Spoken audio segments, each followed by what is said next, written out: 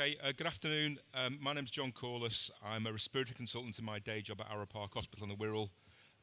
I also am involved in quite a lot of our IT work, and I was heavily involved in our project of switching from writing on paper to having electronic inpatient noting 18 months or so ago. So can I just check in the audience, who is still writing on paper for their inpatients? Okay, so a few people. Okay, and who is noting electronically? So a few people as well. Okay, so I'm going to talk you through our journey and what happened to us and share a few thoughts and musings on what we experienced. So this is where we work. This is Arrow Park Hospital, or Wirral Hospitals, which sits between Liverpool and North Wales, just up the road from Clatterbridge. The Wirral is a slightly strange place. The Insular Peninsula is often called. West Wirral is fairly wealthy and healthy.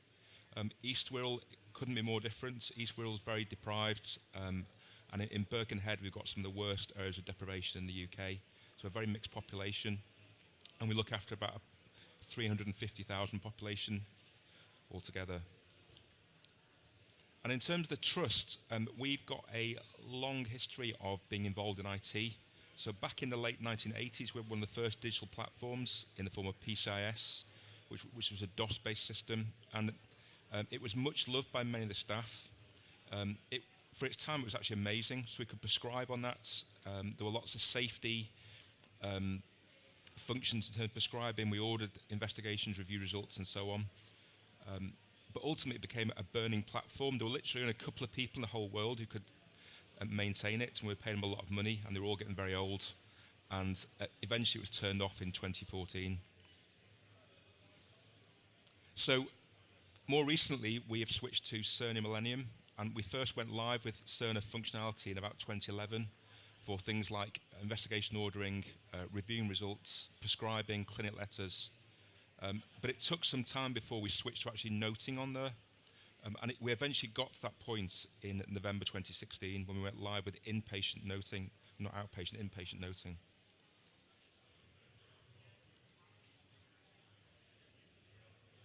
So I guess the first question is why do we need to note electronically, and what's the benefit of it?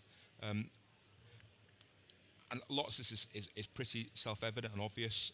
I'm sure you'll all recognise note stores like these. The actual logistics of storing huge amounts of case notes is challenging. Case notes deteriorate over time and fall apart.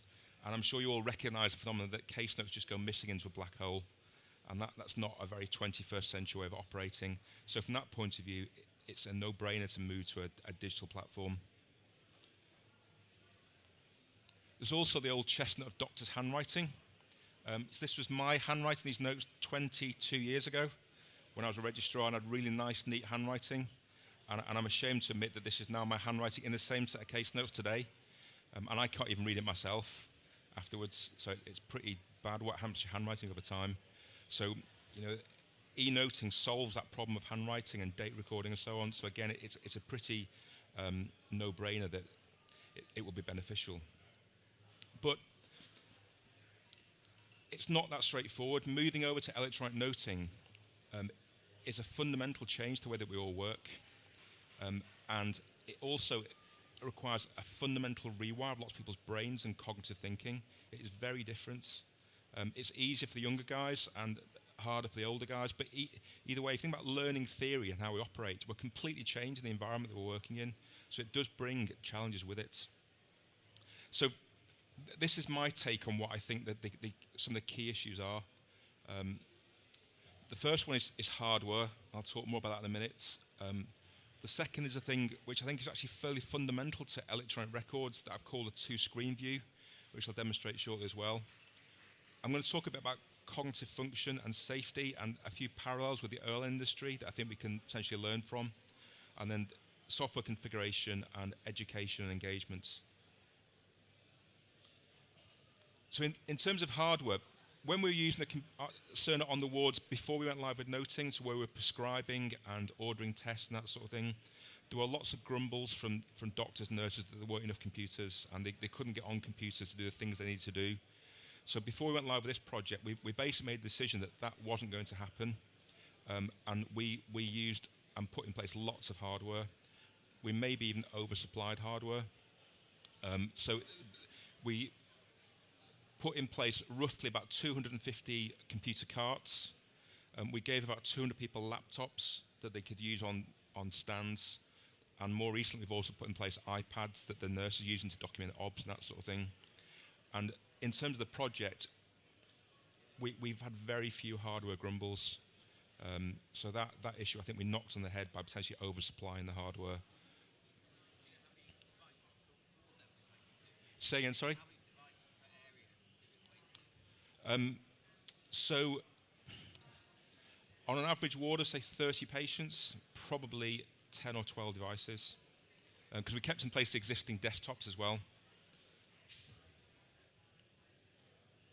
So this one's a real chestnut, and when we were trying to put in place electronic noting, this was a problem we didn't see coming, but when it came along, it hit us right between the eyes, and for a while, it stopped us in our tracks. So if you imagine this scenario, there's a doctor here looking at some blood results, and they're very abnormal. Liver function tests are grossly deranged. And if you look at the top image, this is a traditional way of working. So he's looking at those blood results on paper. He's got a piece of paper, and he's writing it down. So he can see the results while he's writing. And there's no problem with that workflow, because he can look on one screen and write on another. The problem with switching to a digital view is that you can't do that as easily. So if you're looking at abnormal blood results, what you then potentially have to do, if you're not careful, is flip the screen to a different view and memorize those results for your notes. And that is a really bad workflow. And we thought solving this was fundamental to making progress our inpatient noting. We tried to use 2 monitors, and you could do that, but it's not very practical in lots of situations. We tried different configurations of having a split screen, but on a laptop that doesn't work particularly well either. But eventually we did get around it, and that was a fundamental step in making progress with our noting. And basically, the way we did it was that when you review the notes on our system, you can review the results rather, you can tag the results. So you can click on a result as you view it, and it will pull it into your electronic notes. So there's no need to memorize results or memorize numbers, and that got us over a big hurdle. And then there's all this stuff about cognitive function and safety, and some of this might be a bit, touchy-feely and not all that relevant, but I think there is some relevance in it. In terms of design of systems and the environment we're asking people to work in. And if you think about a ward, a standard ward is a very busy environment, there's lots of things going on, there's lots of distractions, and we're making a fundamental change to the way people operate in that environment. So I think these things are relevant, and if you look in various places, there's lots of noise out there about people being dissatisfied with electronic records, and it doesn't have to be that way. If they're badly designed, that's the end result. But if it's designed well, it doesn't need to be that way. And again, it's a bit of a cliche to make parallels with the airline industry, but there are things that we can learn from them. So these are a couple of reports I came across about pilot monitoring and how they review results in front of them and how they assimilate information from their working environments and keep it safe. So this was an American document, and this was a Civil Aviation Authority document. And when you read it, there were things in that apply to us and our work and how this is relevant to what we do. And they talk about how monitoring normally happens automatically, but when it goes wrong, it can go very wrong. And these are the things that the CAA listed as being relevant to monitoring lapses. It doesn't project very well at the back, but we all, I'm sure, recognize these in our daily work environment. So distractions, the fact that actually the human brain has got a limited capability in terms of vigilance and multitasking. They talk about pilots getting disorientated in their workplace. Just something can throw them out of sync, and they lose track of what they're doing. And I think we all could do that. Workload and fatigue is an issue.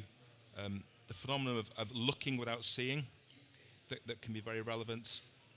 And they talk a lot about poor flight deck design and poor system training as being a contributing factor in errors. And this was their conclusion about how monitoring lapses happen in an airline environment. And it's a very busy slide, but basically it shows how all these external factors ultimately can trigger a monitoring lapse and cause something bad to happen. So I guess, is that relevant to what we do? And is that analogous to our daily working life on the ward? Well, I'd argue potentially it is. And if you think about the things that we ask people to do in the ward rounds, there's actually a lot of stuff going on. You know, you're asking people to look at maybe 10, 15, 20 parameters in every single patient and make some sense of that. And the challenge is, how can we do that safely, and how can our systems, you know, help us with that? And I think that is a big challenge to us as we move forward in our new electronic records.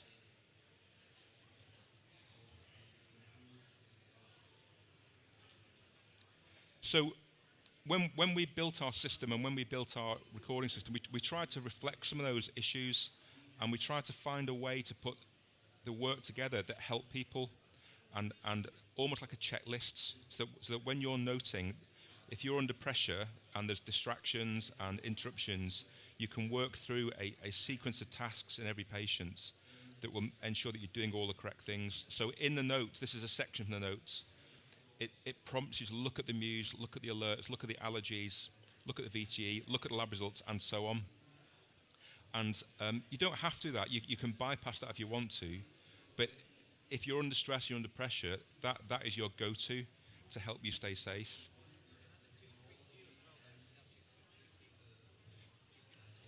So what happens is, if you'll see a bit later on if we have time, if you open lab results, if you click on that, it opens up the lab results, and you can tag it and pull it into your notes.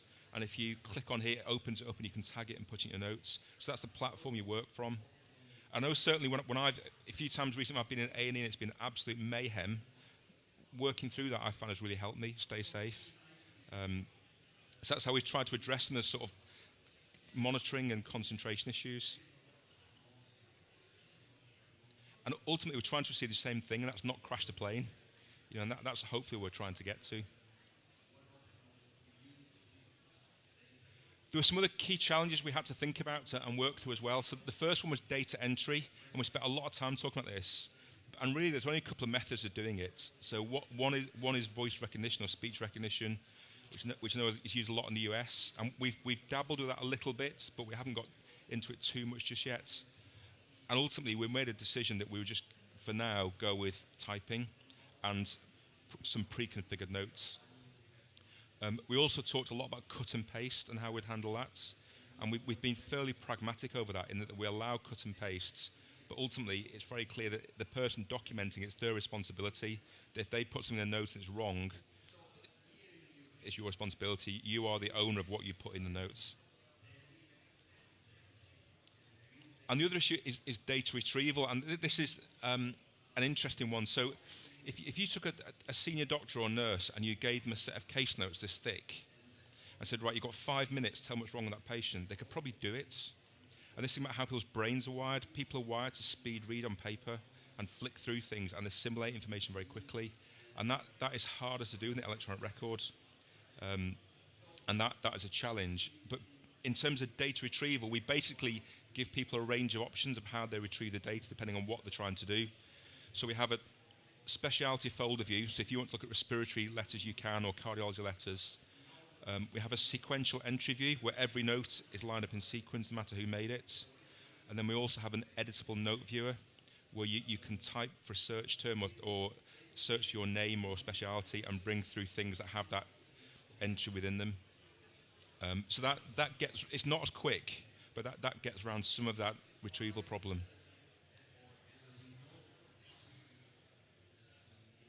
How are we doing for time?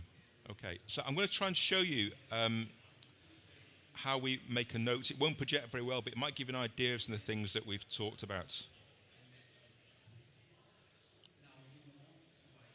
So this is our Cerner view. So I'm opening a note here. It's called Standard Medical Ward Round Notes. So the first thing we do is just saying who's on the ward round. And then I'm going to very slowly and badly two-fingerly type in some information.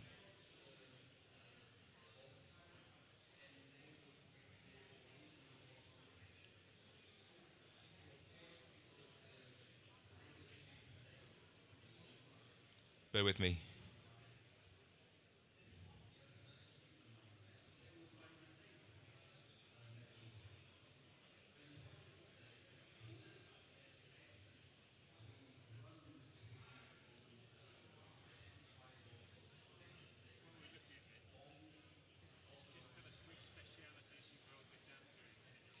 So it is just all inpatient specialities.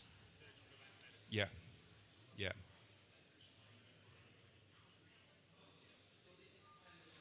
So I'm trying to give you an idea of how long this takes in real time. So that's entering some data, and this is the key bit here. This is the dashboard thing that I was trying to explain about how we have a work list. So I'm looking now at the Muse, I'm tagging that, and bringing those values into the notes by looking at them, tagging them.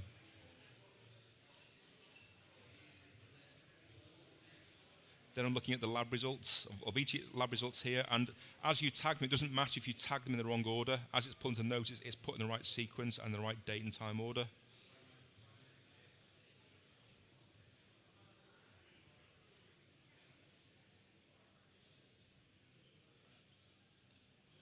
And I'll move on to the next note now.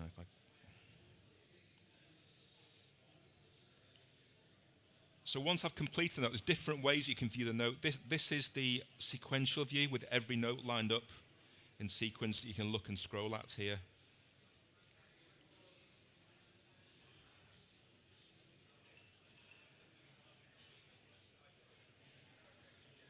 Then this is the note viewer, where things are color-coded a bit better by speciality, and there is a way you can search in there for different search terms, a name or a condition or things along those lines. And this here is a specialty folder view. So you can look by respiratory or ophthalmology or whatever.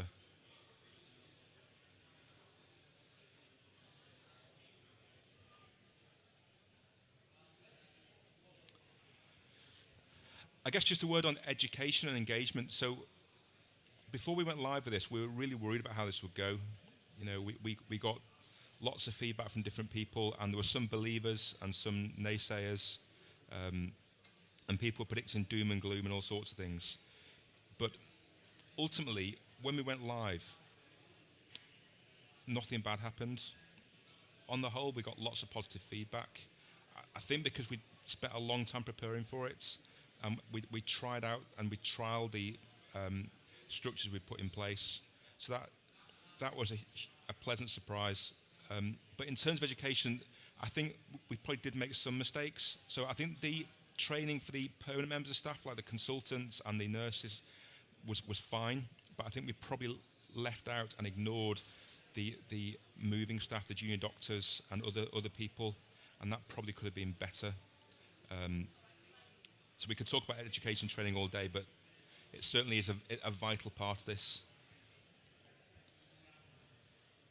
And this was an approximate timeline of how long it took. So we first decided we wanted to do this in about February 15, and we spent about a year just trying to make some progress and not really getting very far because of a few fundamental problems, like how we're going to enter data, how we're going to solve the two-screen view, how we're going to retrieve the data.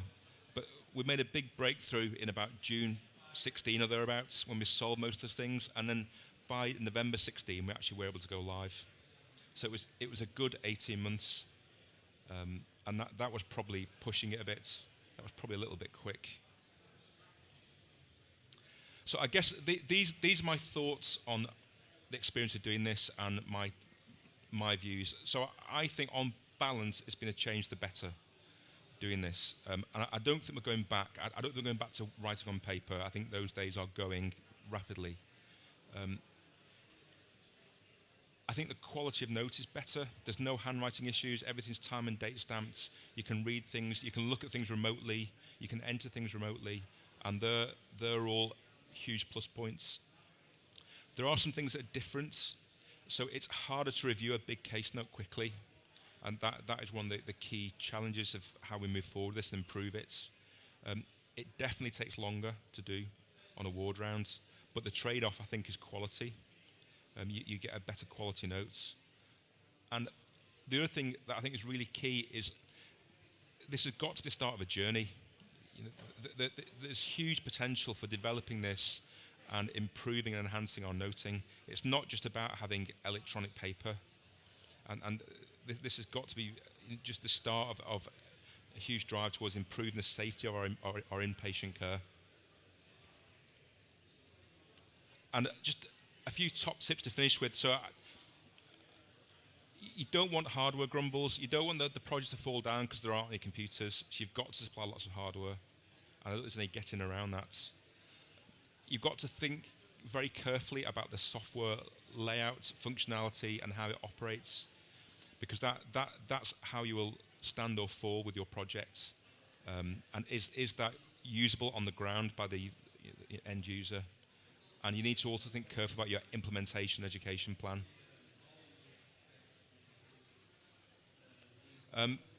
This was a quote that I finished with. I think this chap's a bit of a anti-IT doc. I've seen him tweet a few things, but he says that the simple narrative of our age is that computers improve the performance of the industry they touch. And he concluded that we're learning that computers make some things better, some things worse, and they change everything. So I do think they change everything, but the challenge to us is how we use this, because we aren't going back. You know, the days of paper are going rapidly, and it's down to us to try and improve things and get the best we can from our digital platforms. Thanks for listening.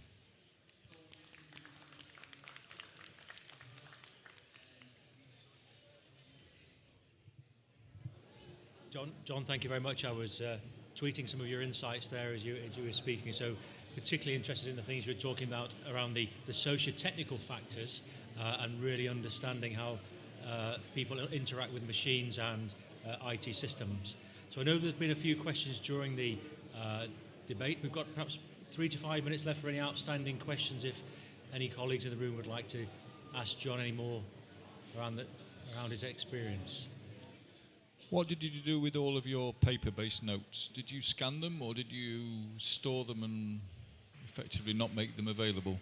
So at the moment, we haven't scanned. We've scanned very little. So at the moment, they're still available, but used less and less.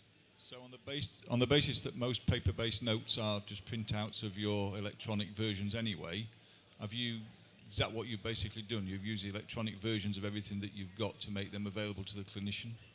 Yeah, I mean, there's still some things that are still on paper. There's some things that we've not been able to get rid of. Things like DNA CPR forms that are region-wide forms. We've not found an electronic solution for those. And some of the more complicated pathways we've had to keep on paper.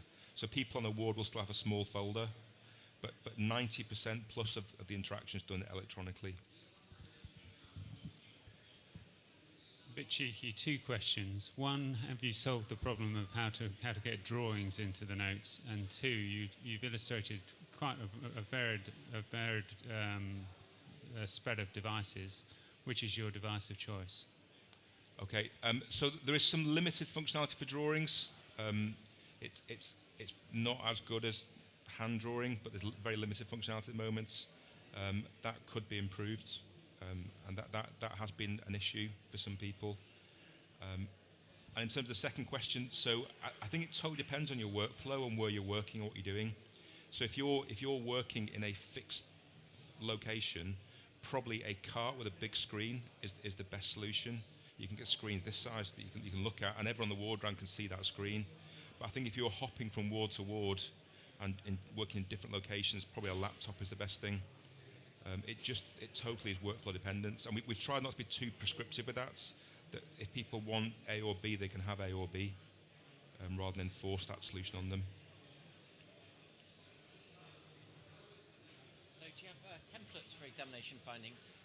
Yeah, so we have about 8 or 10 different note types. So we have a standard medical ward round, a standard surgical ward round, a post-take ward round, and so on. And each team's been involved in building those notes and setting out the templates. Yeah. John, thank you. I'm going to ask you a question actually, which I think is very difficult to answer, and that's around cut and paste. So you referenced in your presentation the need to avoid cut and paste, and we face similar challenges in Salford when you've actually got auto pull through and auto completion of notes. So is this something that you've had to address as a governance perspective to delineate between frank cutting and pasting as you would in a Word document versus auto completion and pull through of pre-existing information? So we haven't got too much pull through in our notes at the moment, and as I said before, we do allow cut and paste. It's a slightly uneasy balance. But I guess the way the notes function at the moment, somebody can have a beautiful summary where they spent a lot of time summarising a patient's diagnoses and key issues, and it would be a shame and probably a waste of time to have to retype that again. So if you can lift that from one page to the next, that's okay, but with the very big caveat that you're responsible for what goes in your notes. Thank you. So we have a similar pragmatic approach to having responsibility for actually what you cut through as you would in any other circumstance if it was a paper note. But I think it's going to be an emerging governance area as you start to get more of the ability to pull through trends and data into the EPR. So one last question.